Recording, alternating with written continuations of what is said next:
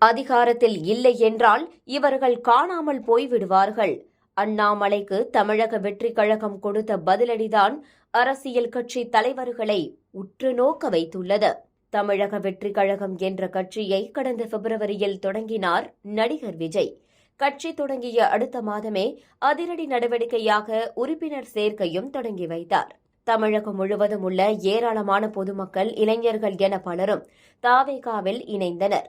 பல மாவட்டங்களில் இருந்து மாற்றுக் கட்சிகளைச் சேர்ந்த தொண்டர்களும் தாவேகாவில் இணைந்து வருகின்றனர்.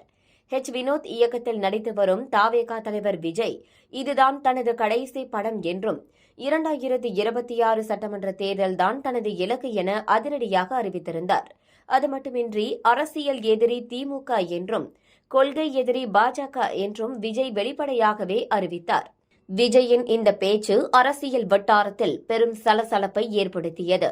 இந்த நிலையில் லண்டனிலிருந்து தமிழகம் திரும்பிய பாஜக மாநில தலைவர் அண்ணாமலை விஜயின் அரசியல் வருகையை வரவேற்றார். அதே சமயம் விஜய் திராவிட கொள்கையை தான் பின்பற்றப் போவதாக சொல்லியிருக்கிறார். புதிதாக எதையும் சொல்லவில்லை என விமர்சித்தார். விஜயின் பேச்சு திராவிட கட்சி கொள்கைகளோடு ஒத்துப்போகிறது என விமர்சித்தார். இந்த சூழலில் தமிழக வெற்றிக் கழக செய்தி தொடர்பாளர் ரமேஷ் இது தொடர்பாக அறிக்கை ஒன்றை வெளியிட்டுள்ளார்.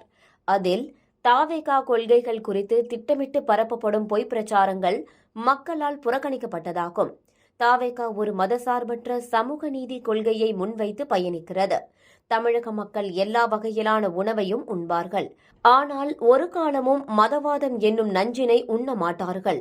ஒன்றிய ஆட்சியில் பாஜக அதிகாரத்தில் இல்லை என்றால் தமிழ்நாட்டில் இவர்கள் இருக்கும் இடம் தெரியாமல் சென்று விடுவார்கள். தமிழகத்தில் ஒரு காலமும் பாஜக ஆட்சி அமைக்க முடியாது என குறிப்பிட்டுள்ளார். இந்த அறிக்கை ஒட்டுமொத்த அரசியல் கட்சி தலைவர்களின் கவனத்தையும் ஈர்த்துள்ளது.